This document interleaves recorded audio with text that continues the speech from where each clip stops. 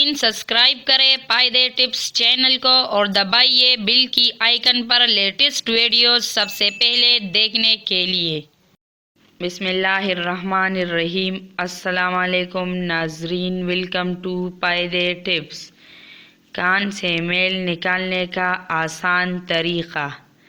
अगर आपको अक्सर औक़ात रोई की तीलियों से या किसी भी चीज़ से अपने कान से मेल साफ़ करने की आदत है तो एक बार फिर सोच लिए, क्योंकि इस तरह सफाई तो दूर की बात, उल्टा आप अपने कान को नुकसान पहुंचा रहे हैं और अपनी क़ुव्वत समावत भी मुतासिर कर रहे हैं। और हो सकता है कि कुछ केसेस में लंबे अरसे तक कानों की ऐसी शदीद सफाई शायद आपको क़ुव्वत समाअत से भी महरूम कर दे।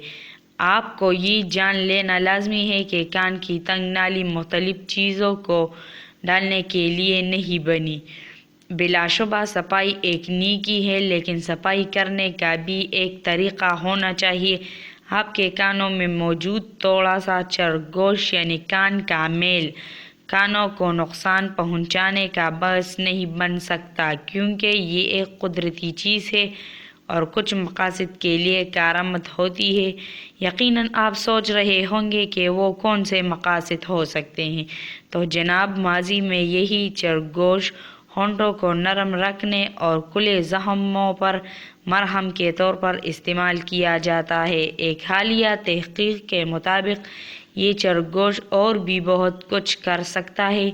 ये जिस्म में मौजूद आलूदा कीमियाई अज्जा के इजाफे को ज़ाहिर करता है और कुछ तबी कैफियत की तशख़ीस के लिए भी इस्तेमाल किया जाता है, और ये आपके बारे में भी बहुत कुछ बता देता है।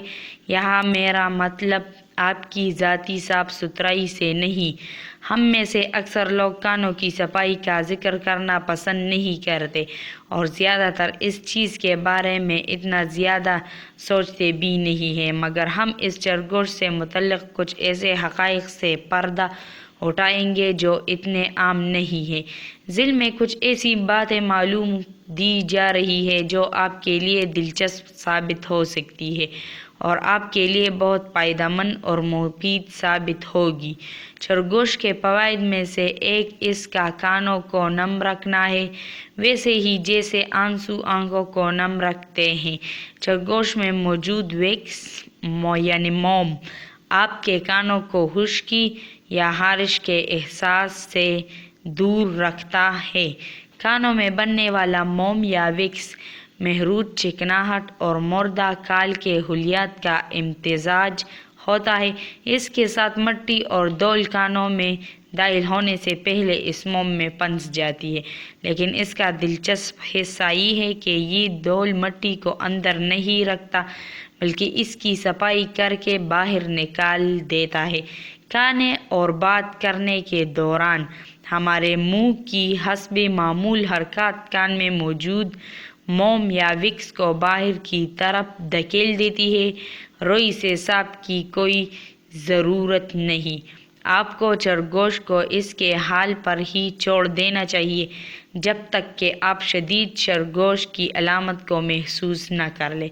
इन अलामात में समाअत का बदल जाना भी शामिल है, बल्कि कान को साफ करना सफाई से ज़्यादा नुकसानदेह हो सकता है, क्योंकि इस तरह वो मोम कान की नाली से निकलने की बजाय मज़ीद अंदर की तरफ धकेली जा सकती है। अगर आपको वाकई चरगोश साफ करना है तो इसके मुख्तलिफ तरीक़ाकार हैं, जिनमें सरनजंग से लेकर वैक्यूमिंग शामिल है। भले ही कम मगर सरनजंग या इरिगेशन यानी प्रेशर से पानी दाखिल करने के अमल में भी मुख्तलिफ खतरात मौजूद रहते हैं, जिनमें कानों के पर्दों में शगाफ, कान के दरमियान हिस्से में इन्फेक्शन, कान की नाली का बैरूनी इन्फेक्शन या कान में सीटी जैसी आवाज़ें का आना शामिल है।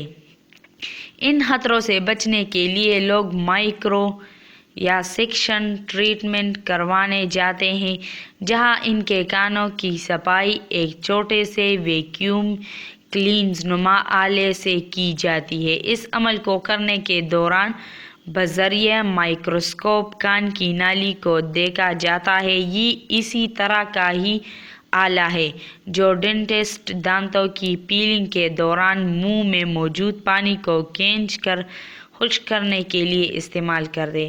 کان میں صفائی کا طریقہ۔ گھر بیٹھ آسانی سے کان کی صفائی کریں۔ اگر کان میں بار بار میل اکٹھا ہوتا رہے تو بہتر ہے کہ کان کو روزانہ کسی بھی وقت گرم پانی میں تھوڑا سا نمک ملا کر اس سے دھو لے اور روئی کی مدد سے کان صاف کر لے۔ بہت آسان طریقہ ہے کان سے میل صاف کرنے کے لیے۔ ناظرین، جس نے ہمارے چینل کو سبسکرائب نہیں کیا وہ ہمارا چینل ضرور سبسکرائب کرے، ویڈیو کو لائک کرے اور شیئر کرے۔ شکریہ۔